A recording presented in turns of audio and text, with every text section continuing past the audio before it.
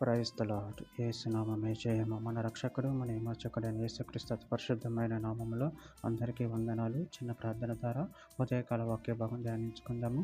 పరిశుద్ధుడ మహాగణుడైన దేవ యేసయ్య సర్వాధికారి, ఆయన మీకు వేలాది వందనములు, కృతజ్ఞతాస్తుతి స్తుతులను చెల్లించుకుంటున్నాను దేవ ఉదయకాలం ప్రభు వాక్య భాగం ధ్యానిస్తుండగా వాక్య భాగం అర్థమవుతూ సహాయం చేసి మీ కృపలో బలపరిచి మీకు మాదిరిగా మమ్మల్ని నడిపించమని చిన్న ప్రార్థన యేసు నామములో అడిగి వేడుకుంటున్నాను తండ్రి. ఆమేన్ ఆమేన్.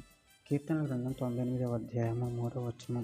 ఇజ్రాయేలు సంతతికి తాను చూపిన కృప విశ్వాస్యతలను ఆయన జ్ఞాపకం చేసుకొని ఉన్నాడు. భూదిగంత నివాసులందరూ మన దేవుడు కలగజేసిన రక్షణను చూచిరి. ఆమె దేవుడి వాక్య భాగం దీవించును గాక.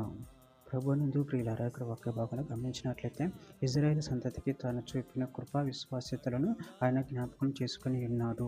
భూదిగంత నివాసులందరూ మన దేవుడు కలగజేసిన రక్షణను చూచిరి. అదేవిధంగా వాక్య భాగంలో గమనించినట్లయితే ద్వితీయోపదేశ కాండం 4వ అధ్యాయం 31వ వచనం. నీ దేవుడైన యెహోవా కనికరము గల దేవుడు కనుక నిన్ను చెయ్యి ఎడవడు, నిన్ను నాశనము చేయుడు. తాను నీ పితరులతో ప్రమాణం చేసిన నిబంధనను మర్చిపోడు. కీర్తన గ్రంథం 22వ అధ్యాయం 27వ వచనం. భూదిగంతముల నివాసులందరూ జ్ఞాపకం చేసుకుని యెహోవా తట్టు తిరిగెదరు. అన్య జనుల వంశస్థులందరూ నీ సన్నిధి నమస్కారం చేసెదరు. యెషయా గ్రంథం 45వ అధ్యాయం 22వ వచనం. భూదిగంతముల నివాసులారా, నా వైపు చూచి రక్షణ పొందిడి. దేవుడు నేనే, మరి ఏ దేవుడును లేడు. రోమీయులకు రాసిన పత్రిక 10వ అధ్యాయం 12వ వచనం.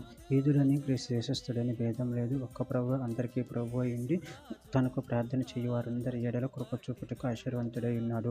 ద్వితీయోపదేశ కాండం 32వ అధ్యాయం 4వ వచనం.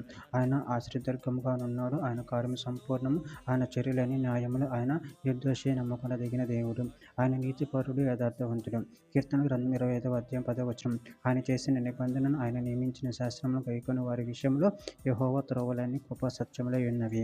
యెషయా గ్రంథం 11వ అధ్యాయం 9వ వచనం. నా పరిశుద్ధ పర్వతమందంతటను ఏ మృగమును హాని చేయదు, నాశనము చేయదు. సముద్రము జలములతో నిండి ఉన్నట్టు లోకము యెహోవాను గూర్చిన జ్ఞానంతో నిండి ఉండును. కీర్తన గ్రంథం 97వ అధ్యాయం 6వ వచనం.